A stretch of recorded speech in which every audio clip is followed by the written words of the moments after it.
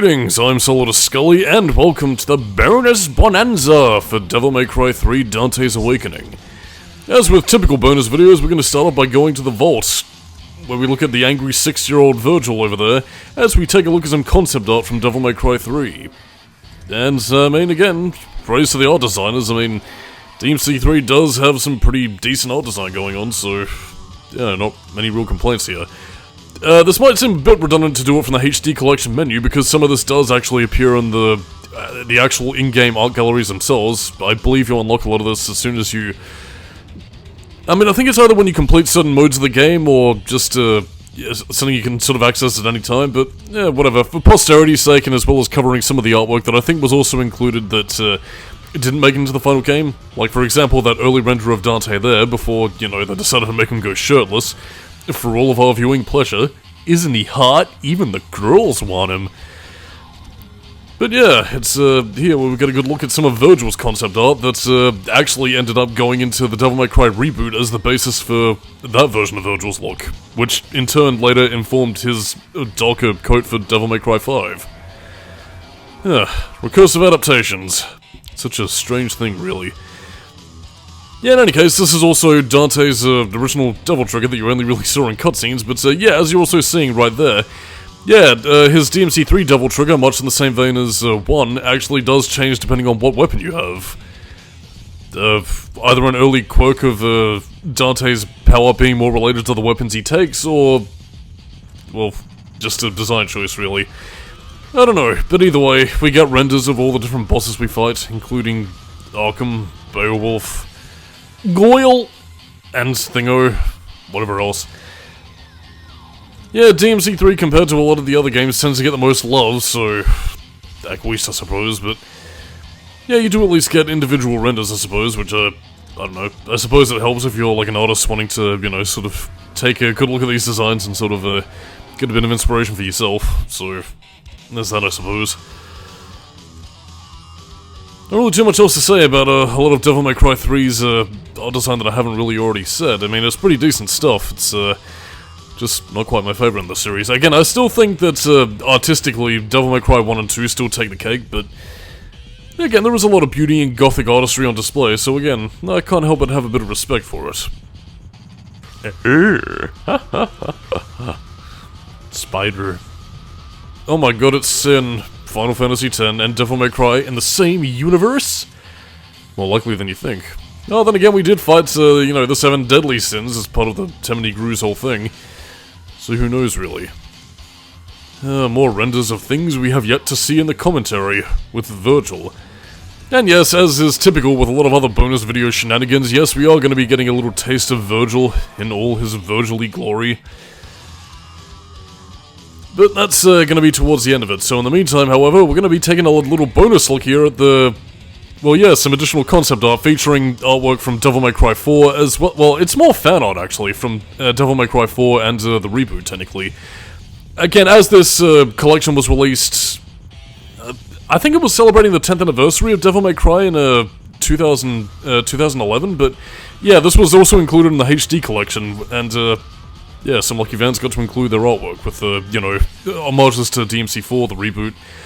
And, yeah, bit of a nice celebration. You don't actually see a lot of companies do this. Like, the only other game that I remember actually including fan art as part of its celebration was Sonic and the Black Knight. But, even then, I suppose you could technically run into legal troubles in terms of, like, crediting the appropriate artists. Because I suppose, reverse Google image searching and, finding, where exactly these images came from is probably a bit of a, a bit more difficult to do in, late 2000s, early 2010s than it was, nowadays, but... yeah, either way, though, it is nice to see that some Devil May Cry fans got their artwork, included, for all of us to see, and, yes, we also get to listen to a few soundtracks. For the most part, we were listening to some Devil May Cry 1 music. Delicious, tasty music. But yeah, it's obvious that Devil May Cry 3 got a lot more tracks than 2 ever did, so, at least really.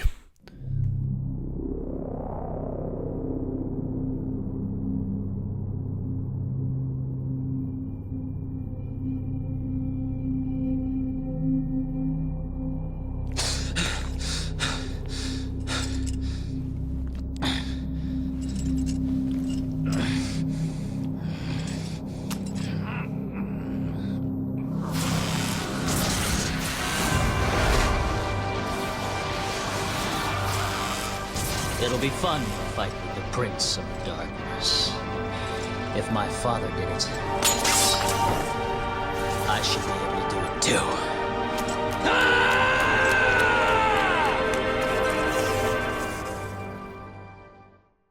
So, were any of you expecting a Mundus boss fight against Virgil? Well, tough shit, because you ain't get fucking fuck all, really. And, that's the cutscene that you get if you kill 100 enemies at the, you know, end credits, playable, destroy all enemies, sugar me do at the end of the game. In the meantime, however... yeah, that's pretty much all she wrote. Again, if you complete all the difficulty modes of the game, you pretty much get access to, well, again, additional costumes here and there that I've also sort of showed throughout the commentary. Then you get Super Dante, as evidenced by, you know, his glowing aura.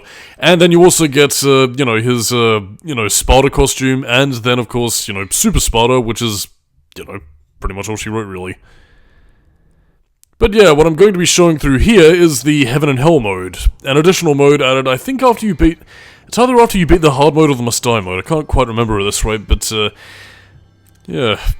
Basically, what Heaven and Hell mode is pretty much, well, yeah, a one-hit wonder run. Again, enemies die in one hit, but in turn, so do you. So, yeah, the whole pastiche of this game mode isn't necessarily...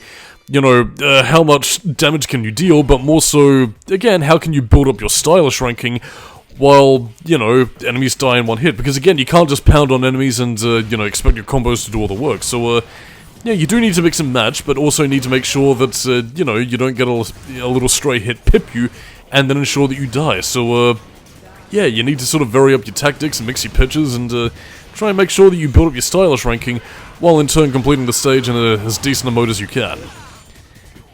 And as you're going to be seeing, it's not quite as easy as it looks. Although, then again, careless playing skills and all that. And yeah, this is also me showing off, well again, not that I technically showed it off beforehand, but yeah, this is technically the Yellow Warp mode. As I mentioned beforehand, this pretty much starts you one screen back from whenever you died, whereas the Gold Orbs pretty much revive you on the spot, so yeah. Since there was absolutely no need to play through this mode in the PS2 version, the HD versions did actually make this like a bit of a trophy kind of thing, achievement. You know, so it's pretty much like the road less traveled, so complete the game using Yellow Warp mode. Not really too bad. I mean, quite frankly, if you know what you're doing, you could quite easily complete this on a, you know, Heaven and Hell mode, so, yeah. And yes, for those of you wanting to see it in action, yes, this is Dante's DMC3 Devil Trigger in all its glory. Blast off, whoopee, woohoo, yeehaw, and yeah. In any case, so, part of the reason why I'm showing off Mission 13 is because it is simultaneously the shortest mission to really sort of show it off, but in turn it is also the one mission in the game where, well, actually it's quite easy to grind a lot of orbs, really. So again, if you're really hurting for orbs, you know, in terms of trying to get all the abilities, you know, before you complete the game, Heaven and Hell plus this is pretty much your best bet. Although, again, you're not going to be unlocking it until the late game, so... whatever.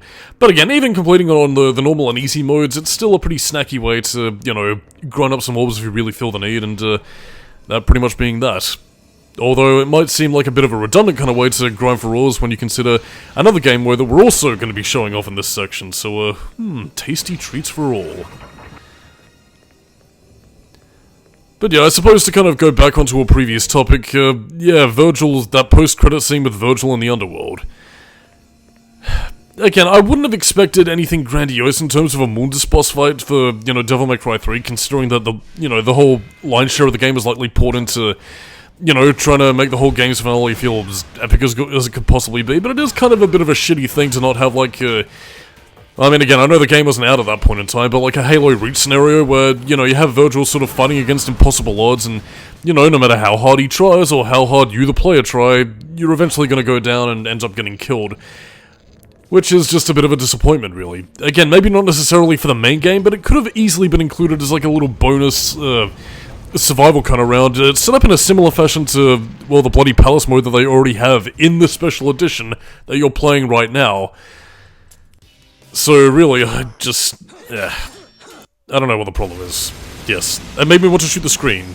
Bang bang bang bang bang bang bang bang bang bang bang bang bang. Whoopee. But in any case, where do we go from here now? Well, how about we go to another mission. In another place, another time. In the Bloody Palace mode. To be completely honest, I don't really have much else to say about the Bloody Palace, less than what I already would have had to have said for Devil May Cry 2, really. I mean, again, it makes its return from 2, and pretty much functions the exact same sort of way here, really.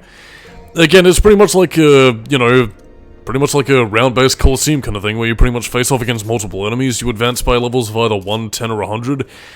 And again, you face off against different bosses at different difficulty levels, with the whole idea of the whole thing pretty much being to, you know, survive the rounds and come up on top as the ultimate Devil May Cry dude. And for the sake of itself, I am pretty much, you know, shifting to a bunch of weapons that you otherwise didn't really see during the main playthrough, so for those of you looking for, you know, what's the word? Reciprocation? No. Retribution? Restitution? Fuck it, words are difficult today. For those of you looking for some justice for Beowulf and, Agni and Rudra, now's the time! So yeah, that's pretty much all she wrote. And, we also get to see more of DMC1 Dante, so all's good in the hood. Except for Artemis, which is, kinda cap of shit.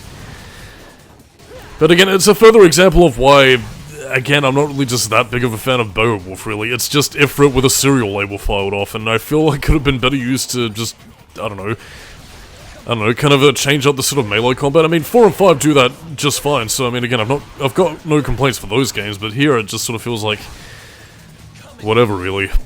Again, Beowulf would later become like a bit of a staple of Virgil's moveset, since, you know, he was the one who sort of collected it, and again, when he comes back in the special editions of 4 and 5, you know, those are pretty much his weapons loadouts, but I mean, again, for a future game of Devil May Cry, I do kind of hope they give Virgil a few more devil arms to sort of play around with, because, I mean, again, even though they canonically count, you know, again, because, I mean, to kind of count a bit of a spoiler in 5, since, you know, Devil Sword Sparta is with Trish now, well, Trish, then Dante again for spoiler parts of that game.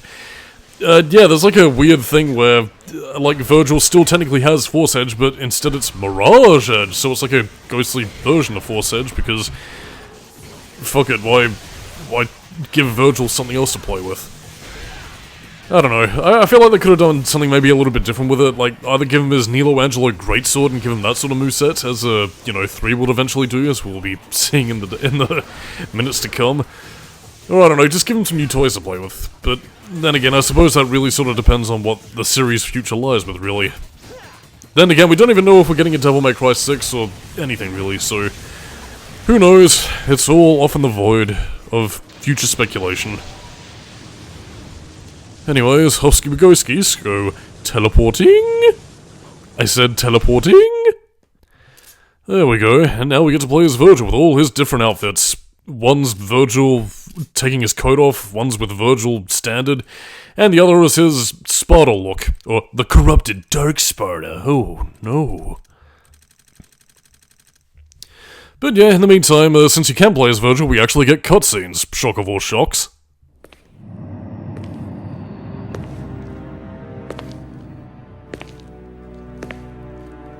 So, you're looking for the Book of Ancient Legends. The tale of the demon warrior Sparta. That's not what I'm looking for. Leave me.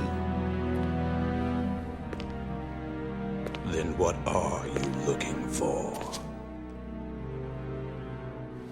A demon that impregnates a woman, who then bears twin sons. That's the story, isn't it? Leave me. I won't tell you a third time.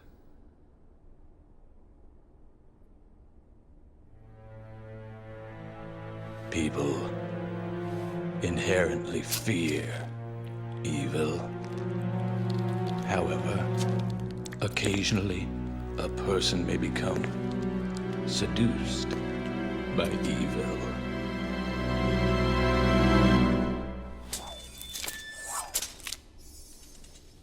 What are you getting at? Share with me the story of Sparta.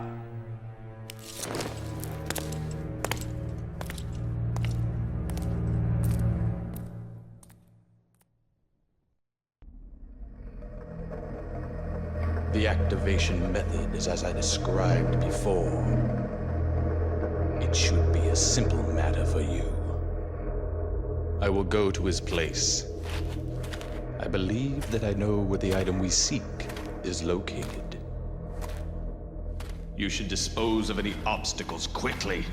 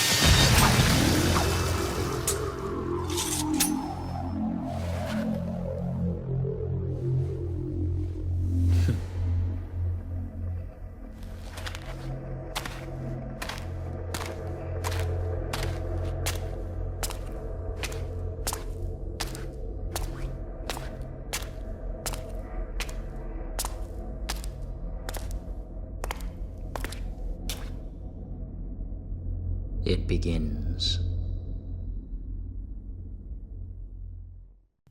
Now, you might be thinking that this would be where we end up actually getting a bit more story context with Virgil, but you wanna know something cheeky? Those are the only two cutscenes you get in the game with the Virgil that pretty much shows, hey, do you wanna know how we met Arkham? Well, he met him in a library and said, hey, let's follow me and I'll show you some cool shit. And then there was an action scene, and then it was like, oh, clear out the tower or some shit, which is an excuse to go through previous levels of the Dante and just do whatever, really. So yeah, something that potentially could have been a cool way to get a little bit more story context with Virgil, even if it was through, like, text-based cutscenes, if they didn't have the budget for, hiring back, Arkham and Virgil's, like, mocap actors or voice actors or whatever. Instead, it's spent just doing gameplay shit. Devil May Cry 4 and 5 would eventually also follow suit with this, and quite frankly, it's a really disappointing thing with the special editions of each of these sorts of games, which include Virgil in one way or another. Like, I mean, I understand you don't really have the budget to do, like, a full sort of game thing with them, but at the same time, though, don't fucking blue ball people with, like, one cutscene of an action scene and then just go, fuck it, just gonna save the budget because you don't wanna know. I mean, honestly, again, like, I mean, challenges it was in Devil May Cry 2 with, the whole, like, oh, Triss is just here for no other adequately explained reason.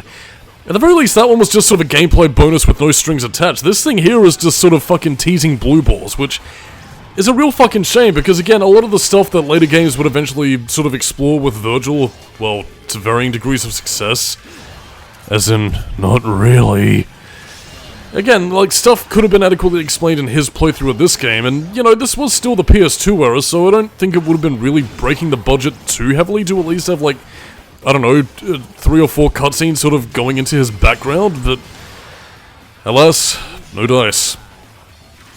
In any case, to kind of talk about gameplay here, this is the Darkslayer style. Basically, Virgil using Yamato, you get summoning swords, as we've seen with the Nelo Angelo, and, yeah, it's not quite as fast and free-flowing as what Dante's refined swordsmanship would really have, but Virgil sort of places a little bit more of an access on sort of control and timed movements, really. Particularly with the Judgment cuts that you're seeing right there, so, yeah. I mean, again, the Yamato is very powerful. It is, it's not too bad of a style, really, but again, it sort of exercises proficiency over, Dante's flashy moveset, really.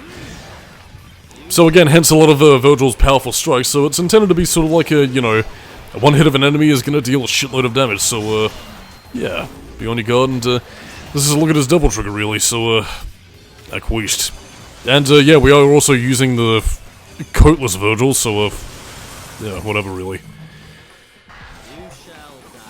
Yeah, not really too much to say about the Darkslayer style, really, in and of itself. I mean, again, it's a decent style to use, and, it's fine enough for what it is, really. So again, in terms of overall gameplay for Virgil's thing, I don't have too many complaints. It's just that, I don't know, story-wise, I feel like they didn't do as much as they otherwise could have with it. But to talk about anything else, shit, I forgot my previous tangent. Thank Nomino. Yeah, I mean, again, to kind of talk, well, I mean, you do also have additional devil arms that you can actually utilize, you know, for example, Beowulf and Force Edge combined with Yamato is pretty much Virgil's loadout for this, so you will be seeing that shortly thereafter. It's just, I don't know, my disappointment with the fact that we don't really get to do much else is kind of palpable in terms of story. So much so that Virgil is pointing a sword at me and stabbing me. Stop stabbing me. You little crumb bum. But yeah, I mean, pretty much any other pre-rendered cutscenes are pretty much out the door. You do get a few in-game cutscenes of Virgil, you know, either looking about or kicking the, like, the orb into the stone thing, you know, as you saw during Dante's thing where, you know, the alternate costumes actually do show up, but, yeah, I guess the whole idea of, like, the whole game's cutscenes being pre-rendered pretty much, you know, put the kibosh on that, but I mean, would it have really taken that much effort to use some of the in-game models to create your cutscenes? I mean, again, I know the models aren't exactly too flash, as I pointed out with, yeah, you know, Dante's earlier model during the commentary, but really, it's not, you know, completely awful. It's just a step down because you decided to use pre-rendered cutscenes. Yeah. Either way, though, yeah, this is pretty much it's pretty much the lion's share of showing you your money's worth in terms of, you know, all of Virgil's additional movesets, what have you, really. Summoning swords, how delicious. And he does also come with his own level of taunts, you know, ranging from, you know, all the different S ranks or whatever, so yeah, don't worry, you get plenty of Virgil action for your buck. It's, oh. It's pretty much all there is, really. I don't want to say that this special edition really sort of pales by comparison to Devil May Cry 4, but again, I do kind of think 4 did kind of spoil us, because I mean, again, like in that version of the game, you not only had like, you know, Virgil as going through the whole game, but you also had Trish and Lady as playable characters, which, again, it was honestly a really nice reward, and something I never really expected them to put that level of effort for, you know, in the game before, so yeah, I mean, for as many issues as I did have with Vanilla 4, Special Edition kind of fixed them right up, really, so I'm as sound as a pound. Delicious. You were all full to my summoning swords that are made of glass, and is pretty much there to be Virgil's replacement for Dante's guns, so that's why he has them here. They're very homely.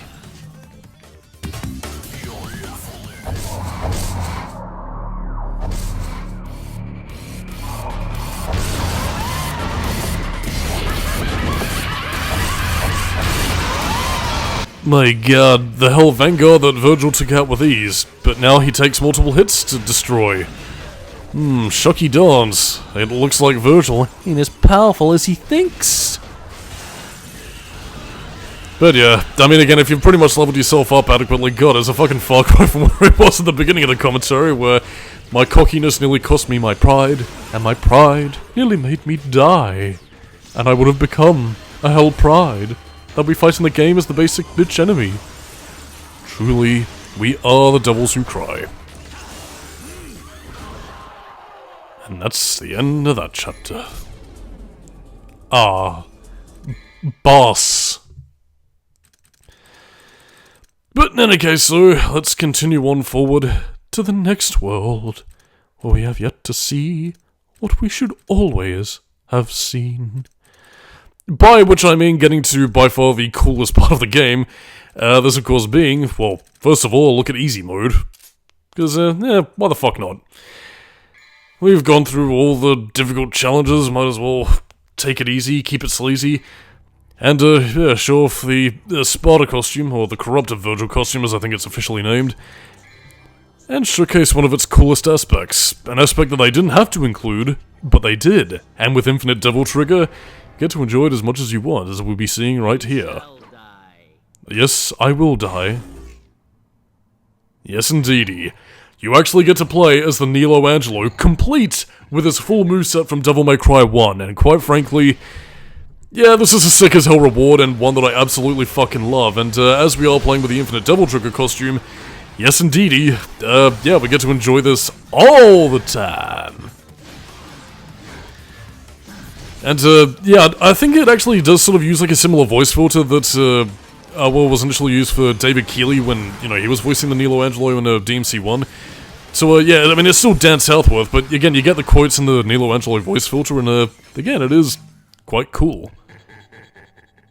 And I think it also reuses his laugh from Devil May Cry 1 as well, so, yeah, uncredited voice reusal, I suppose. But yeah, it is cool that you get to utilize Devil May Cry 1, you know, Nelo Angelo in all his glory. You know, complete with all his woos, his fireball attack. Again, this is a fucking great reward, and I'm all in favor of it. So yeah, like, I mean, again, I know Virgil isn't exactly like the style sort of guy that, you know, Dante is, but honestly, I would like to see this potentially return as like a, you know, a continued optional game mode for, you know, Virgil, or at the very least, like, maybe an alt mode, really. I don't know. I mean, again, they at least have a palatable set of move data for it, and they could add some new attacks here and there, so honestly, I think it'd be a great addition for, you know, whatever special edition of Devil May Cry 6, or whatever future game will plan to include it, really, so, yeah. I mean, again, you do still have summoning swords, you have those fireballs that you can launch, and again, you have your, you know, yeah, your combos here and there, so, honest to goodness, I'm, sound as a pound, really. Dearie me. But, yeah, apart from that, it's pretty much just going through the same sort of overall level structure that we seen before in the previous round. So, yeah, we're gonna be fighting off Cerberus going through the city as Nelo Angelo. Mysterious. Could this hint at two conflicts locked in power? I got that line completely wrong. Oh, look at all that booze over there. Mysterious, mysterious. Ginyarg. So yeah, and it's... I just have a lack of anything else to say, so in the meantime, just enjoy this Devil May Cry 1 music.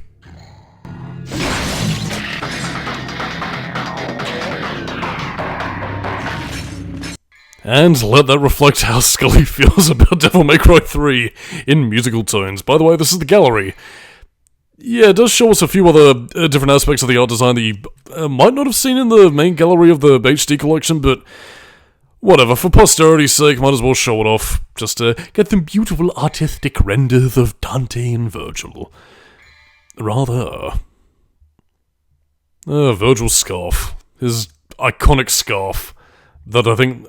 is it technically still part of his outfit as a little cravat that he's wearing, or...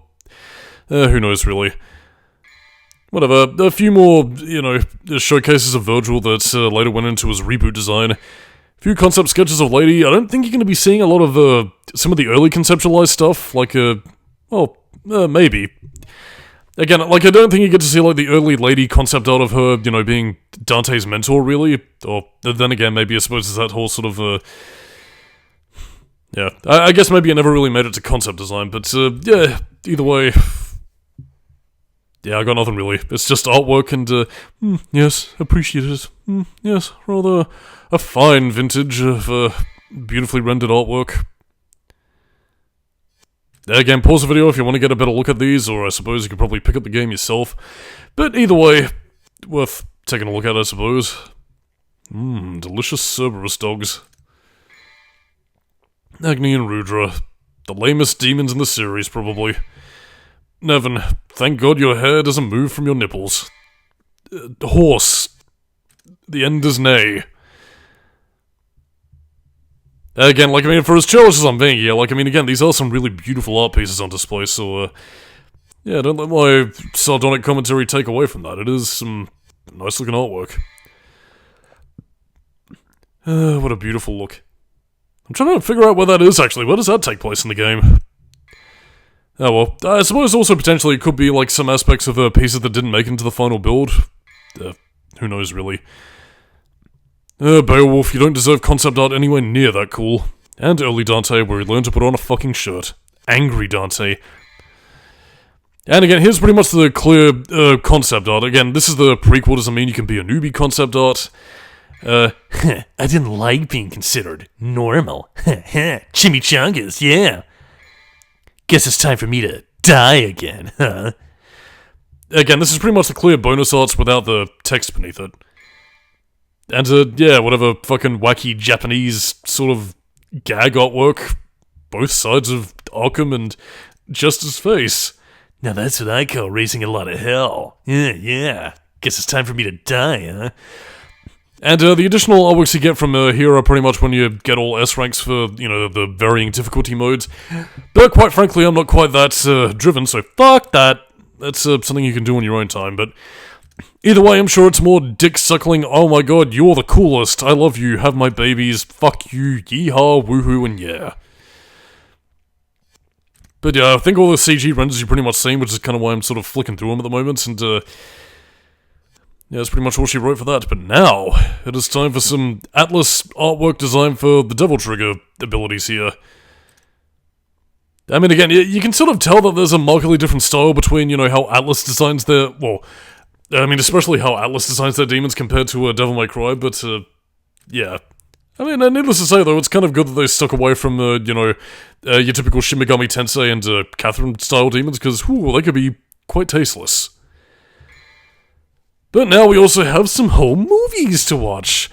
And, in this case, we're pretty much seeing the 2004 E3 trailer of Devil May Cry 3, which, again, as I brought up before, you know, it does have a few differences here and there. Again, it's pretty much like an early showcase of some of the city environments, some of the bosses you'll be fighting, but with a few differences here and there. I pointed a few of them out in the commentary itself, but you'll notice during some of the gameplay snippets that some aspects of, you know, earlier builds did still remain. Again, for one instance, you know, the hair and coat physics from Devil May Cry 2 still played a part in the gameplay. Again, Cerberus's head was actually a slightly altered model of the Mysteria before they eventually finalized this character model for, you know, the game good and proper. I guess because technically Cerberus's head model was technically, you know, a different model since you can blast pieces of it off, so yeah, I suppose it kind of functioned in a similar vein to Orangera, where you can actually cut off its arms and, you know, add some different dynamics to the boss fight, really. But yeah, I mean, as you're going to be seeing here, you get a few snippets of, you know, some early showcasing of the movesets, and, yeah, also how Trickster also functions similar to Devil May Cry 2 compared to, you know, the game good and proper. But I mean, all things considered though, like, I mean, Devil May Cry 3 does seem like a game that, you know, pretty much hit the nail on the head, you know, right out of the gate, really, so yeah, all things considered, the game seems to have had a rather smooth development cycle, even if it didn't really get to achieve a lot of what it wanted to achieve, or altered the things that otherwise would have made more sense. Like, I mean, again, I still think the previous plot twist of, you know, having Alchemin just to, you know, be two completely different people would have been fine enough, and, whatever, really. I've said my piece on 3 in terms of all the complaints and critiques I've had. In the meantime, though, yeah, needless to say, though, like, I mean, again, this was a very sort of different era in gaming, really. I mean, I don't want to say that games these days, you know, sort of show off their builds kind of unfinished, really, but I don't know, it seems like there's a lot more of a difference here compared to, like, a lot of other games, really. Like, it seems, I don't know. Again, maybe it's to do with bloated budgets, maybe it's to do with the graphics presiding over, you know, gameplay and quality, but yeah. It was a markedly different era, and one in gaming that I miss. But, I mean, I was glad to at least experience it while I was a wee lad, and have enthusiasm for such things. But yeah, it showcases that Dante could actually use fisticuffs without weapons here, but it was changed to a kick, so I really don't know. Some aspects of the game's design were kind of like fucked with, but whatever. I don't know what to say. I don't know. It would be curious to play like an earlier build of Devil May Cry 3 just to see how it controls, see how it sort of flows and functions. Because I mean, it seems to flow pretty well here. So like, I mean, again, I don't really know like what exactly. I don't know. To me, it seems like it kind of controls a little bit better than the final game as we have it now. Or at least it has a few more moves that I feel like would have been fun to utilize. I don't know, really. I'm just, complaining about Devil May Cry 3. As per usual, here on the Solidus-Skully channel. But I mean, as I said before, rest assured, I won't be anywhere near this complainy when we get to Devil May Cry 4, 5, and, even the reboot to some extent. I still have my critiques, mind you, but it's not going to be anywhere near as bipolar as I fear the commentary might feel to a lot of people, particularly those who do like Devil May Cry 3, so... yeah, don't worry, don't be like Dante and scream at the sky. I mean, you know, I've got my praises where it counts, so... there's one thing here. Yeah, this is the first thing I believe you unlock, a crazy gameplay combo video! It pretty much showcases the different moves you can do with all the various different weapons in the game, and I guess it's sort of that to encourage players to really sort of pick up moves and experiment with the different weapon types, so... yeah, it's fun enough, I suppose, although... it is kind of quaint to see these sorts of things in the, you know, the days before, you know, social media and online video platforms were... well, I mean, online video platforms did technically exist at this point in time, but it was, you know, really sort of localized towards, like, you know, fan sites and very short, QuickTime video player files, which, oh god, how far we've come. I mean, again, like, I mean, it was sort of a thing even before that, really, because I recall, like, the Japanese team of Resident Evil actually received back in 1996, like, speedruns of people utilizing, like, knife-only runs and stuff like that, which eventually resulted in the Tofu mode for Resident Evil 2, so, yeah, I mean, even during the VHS days, you know, they would have mailed that into, you know, the developers and, you know, showcase their skills, so... yeah. Just kind of goes to show that, like, I mean, this level of, you know, video sharing, again, it might have been a little bit more localized back in the day, but, by that same token, you know, it was around, it was just a different means of doing the sort of things that we're already doing today. And now we actually get to showcase, some of the more interesting aspects. Yeah, a lot of the mocap and stunt work that actually went into the game, and, I will say though, like, I mean, again, like, for as much as I've sort of mocked the cutscenes with just being action over story, one thing I won't knock is the choreography and, you know, the amount of effort that actually went into, again, not just the mocap that you're seeing right here, but also the preparation, the storyboarding, and everything that went into it. I mean, a lot of games these days do utilize motion capture technology to, you know, sort of make the game world feel a little bit more lively, and, you know, sort of make everything feel, well, realistic, for lack of a better phrase, but...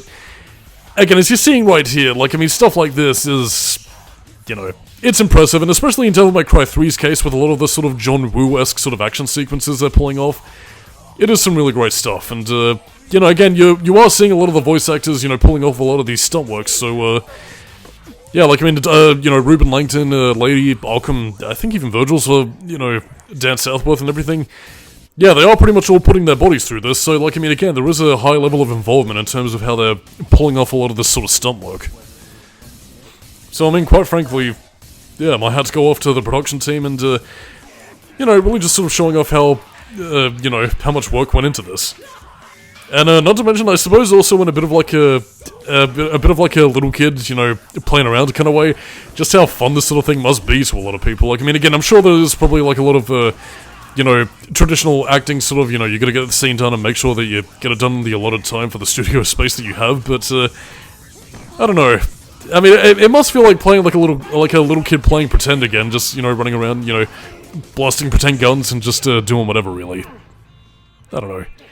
It seems like a lot of fun. I mean, I remember actually seeing a similar video to this on, Uncharted Drake's Fortune, actually, where they also went through the motion capture of that game with, you know, the cast of that project, so, I don't know. Yeah, it looks like a lot of fun, and, this is quite enjoyable. That's, yeah, it also goes to showcase that, Arkham's voice actor did voice both him and, well, Jester, though, so... yeah. Fun, fun, fun in the sun, sun, sun. Ginyarg, rar... whatever. Oh yes, truly indeed, this is the epic. See, look at how emotional this character arc is. Kerblamo! I'm shooting my light gun at you! No doubt an officially licensed Capcom light gun, with a ping pong ball at the end of it, because that's how motion capture works. Bear in mind that this was also 2005, so I'm kind of curious if, you know, mocap technology has kind of advanced in the years since. I mean, I suppose probably in terms of, you know, capturing, like, the amount of frames or, like, facial animation and stuff like that, but, I don't know, I'm talking more in terms of, like, the physicality and what actors can really sort of perform in terms of, like, well, I mean, again, this is probably... Oh, no, well, not to get both too technical and untechnical on everybody, but in terms of, like, stretching and contortion of, like, facial muscles and stuff like that, to really sort of capture the subtleties. I don't know. But yeah, this is also the storyboard for how they captured a lot of the action sequences, in terms of how they, again, like, filmed a scene beforehand for how the cutscene was going to play out before they, you know, put it to motion capture. So, yeah, we have some of the Japanese members of staff, yeah, pretty much showcasing the first cutscene in the game where Dante fights his enemies. So, yeah, it's pretty good stuff. Just with a lot of, I don't know. Stuff like this always makes me smile, really. Like, I mean, again, they're using obviously cardboard props or whatever, but I don't know. They're using it to like display actions in the game, and honestly, for something that probably would have been like a YouTube video, you know, back in the day for them, you know, for like a fan trying to recreate the action scenes, seeing them do it like this is, I don't know, kind of charming in its own way, and yeah, all in all, pretty good stuff, and yeah, hot damn, like, I mean.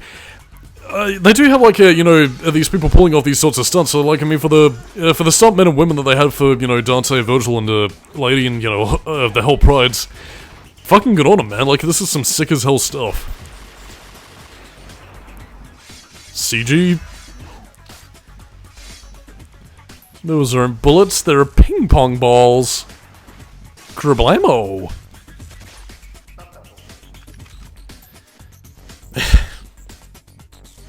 Sorry, I mean, I'm not really making much in terms of the way of informative commentary, but, yeah, I mean, there is a lot of, there's just a lot of charm to this, little thing, and you don't really see a lot of this in, like, a lot of behind-the-scenes stuff anymore. Like, I mean, I guess nowadays they probably post more of this sort of thing up on YouTube as promotion for the game, or something just to sort of see as, like, an X amount of years anniversary kind of thing, but, I don't know, you used to see this in, like, bonus features of games all the time, and, again, it was charming to see, like, how much level of detail went into making the game. I mean, even if the game wasn't great, I mean, it was still cool to see the amount of work that really sort of went into it.